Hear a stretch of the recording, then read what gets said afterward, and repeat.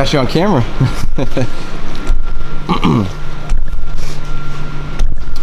So is this your go-to gym now? Yep, it's our gym. Tell us a little bit about it. It's a strength and conditioning place, and we met these guys about 3 months ago. Started working with them, put a ring in here, put some bags up. We work here every day. How'd you guys meet? Was it like recommendations, friends, family? See, I don't really know the exact story, but I think they sent an email to my dad, and he just looked at it and said, yeah, why not? And then came in here, liked the guys, and started working with them. Now, for a lot of people who don't know who you are, could you introduce yourself, first and last name? I'm Mickel Spencer, Joey Spencer's younger brother. Now, you have an amateur background of how many fights? I think 54, 55, 45 and 6, 4 national championships. At the age of 15, right? Yep. It's incredible. Yep. What got you into boxing? Joey did. He was just doing it, so I was like, why not? And started really young. Just grew up doing it. Now, I remember seeing pictures of you out in the West Coast, Virgil Hunter's gym, being around all those talented fighters out from the Andre Wards and all that. Yep. What was that experience like? Like just being out there? It was a great experience. I connected with a lot of those guys. I still talk to them, and they showed me a lot of things, and I just learned. Who's some of those guys you still talk to from? Mario Barrios, Tony Yoka, Peter Quillen. Wow. I hit him every once in a while. What was conversations like? You just asked like boxing or just life or? Well, Mario, I mess with him a lot. So like I was like, I got your number back. So you ain't getting rid of me. I'll just mess with him. And just life and stuff like that. Boxing. Now, Mars is a cool guy. He plays like video games, like Mortal Kombat, stuff like that. Yeah. Like, did you guys have a relationship like that? Yeah, he actually showed me Fortnite when it first came out. He was like, yo, you gotta play this game. And that's when it all started. So outside of boxing, you play a little bit of games to kind of relax a little bit? Call of Duty and Fortnite. Okay. Now, of course, a lot of fight fans have to just wonder, like, you know, what would you say your fighting style is in the amateurs right now? Are you a southpaw, a switch hitter? I'm both. Both? Yeah, I'm both. So you're a switch hitter. What made you become a switch hitter? I just always was good at both. And about a year ago, my dad said, we're going to really just work on southpaw so you can get real good at that. And then that's what I've been doing. Now, you know, there's the switch hitters out there like Andre Ward. Obviously, you were out in that area. Terrence Crawford is a notorious switch hitter right here.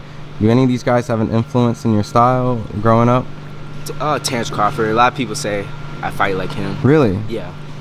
And how so? It's just I don't know. They say I look like him growing up, and then just the styles are similar. Now, when you're switching stances, for people who don't know, that's pretty much when you start one stance and switch in and out to accommodate that particular situation you're in. When do you know when to switch? Like, how do you strategize? Like, how do you know this is a southpaw situation and this is an orthodox situation? I'll just go with the flow. If I feel my feet getting like twisted a little bit, I'll switch the stance. I'll go right-handed. I'll hit them something that they weren't expecting. Because I always start off southpaw, and then if I feel an opportunity, I'll go right-handed and catch them every time because they didn't know.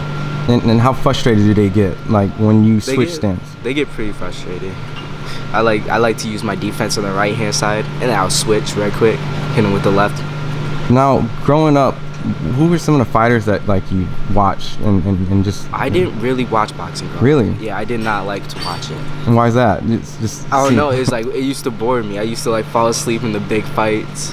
And, like, yeah, but I just started watching more like Lomachenko, Crawford, some of the legends, Sugar Ray Leonard. Oh wow. Stuff like that.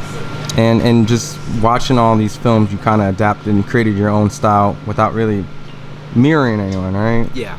Okay, and so I just want to go back to the switch stance because a lot of people can't do it. Usually when I see people, when they throw a punch, they kind of like step back afterwards or get in their position. Have you ever like fell into a punch and did that on purpose to switch stances? Like, no, I don't think so. Okay. But it depends on the angle I hit because if I go southpaw, if I'm southpaw and I step over this way, I can throw the right hand and they come back with I mean, I can throw my left hand and come back with the right hand over top. Okay. So it's more, I just strategize what we're gonna do. And it's just a rhythm, it's a flow that's going on. Yep. Have you ever like studied your opponents, like when you're in your amateur fights, see a little bit, out there? Yeah, I look them up, watch little things, but nothing too. I watch it, get like a little game plan, just like watch for these things, but that's it. So while you're watching these, sparring footages, you don't really just create a game plan because they might change up when they fight you, right? Yeah, I look for their flaws, what they were doing, and see, and then what they do the most, because you don't change that. If you throw the same combination and it works, you ain't gonna stop.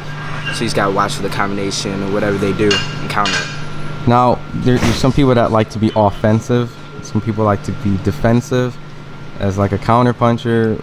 Do you like to do everything, or is there one that you like more than the other? I won't say I'm right in front of you, but like there's a constant pressure. I'll be there. You'll throw a punch, you're not gonna hit me with it, but I might hit you back, or I could box, or I could pressure.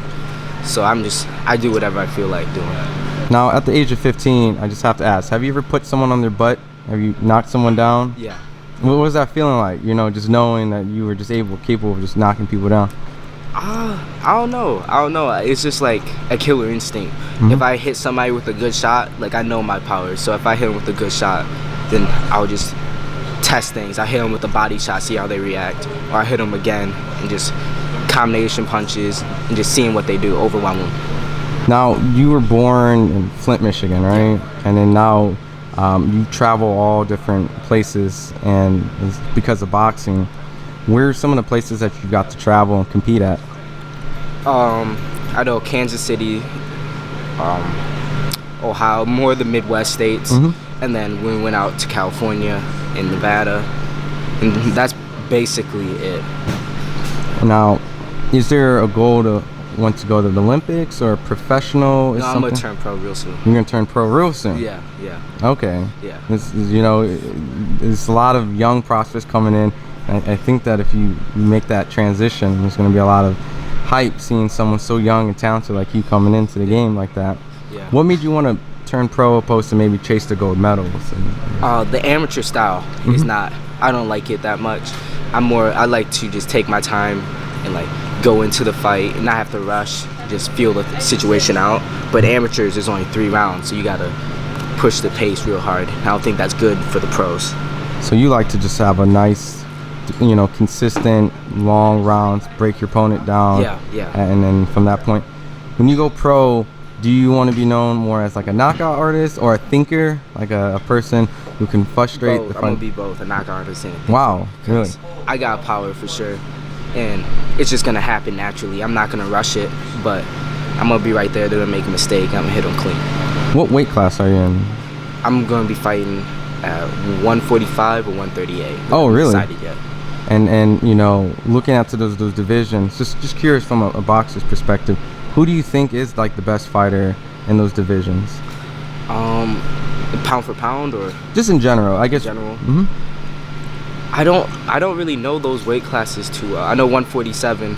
I think the best there is either Terrence Crawford or Errol Spence. And that seems like the fight that everyone wants to see. And then Pacquiao's coming back there too, so he's a threat.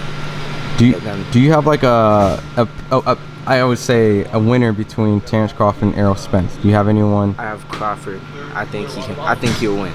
And why is that? Because I guess similar styles. You guys are both switch hitters and things like that. I think he's more technical. Okay. I feel like Errol Spence, he's strong and he's really good at what he does. But I feel like Crawford, he's a winner. He will like always find a way to win, I believe. So he'll switch up his entire game plan if he has to. But I think he can do it. You think Pacquiao has a chance against Errol Spence? I don't know. If Spence gets hurt or he feels his power is a possibility, but if not, I don't think see him winning. And what about Terrence Crawford and Pacquiao? Crawford, you seem very confident. That's for sure. Is it just because of the skill and the age difference? And he can punch. He can punch too. So, I also have to ask, one of the big glamorous divisions, the heavyweights, the Deontay Wilders, the Tyson Furies, Andy Ruiz, and there's Andy Ruiz, Joshua too. Do you have a prediction going into that rematch? I think Ruiz can win it again. I feel like he's gonna be more dedicated this time, and he's gonna know what to do. And then seeing Tyson Fury and Wilder is going to be having a rematch in February if they get past their opponents. Who do you think is going to win between those two guys? I don't know. I want to say Wilder because of the power, but Fury, he can make adjustments. It really depends on if Wilder makes adjustments. Do you think Fury's the best technical boxer in the heavyweight division amongst them all? Yeah. And then would you say Deontay Wilder is the biggest puncher? Oh, for sure. Who do you think is the fastest in that division? Oh, I think maybe Fury. I think Fury. Oh, okay. I mean, I don't really watch the heavyweight division, but I watch his fights every now and then, and he's snapping his punches. He's really slick. And then he throws combinations, and so from that point, when it comes to the overall sport of boxing, what can we see in the future? And I guess more in the near future. Any amateur bouts or any events that you're going to? I have a fight next week in Flint, and then on October 5th, I think it's one of the qualifiers for the USA team in Columbus. So I'm gonna be there. Any rivals or anyone that specifically that you see, or they're just not on your level? No, not yet. Now, for the fans who want to continue and follow your journey and figure out, where they can find more of you, you have any social media? Instagram at Mickel Spencer. And is that where we can find all your cool stuff, all your posts and everything like that? Awesome. Well, look, appreciate the time. We'll get more of it. Maybe get some workouts and stuff and see what we can get of you, all right? All right.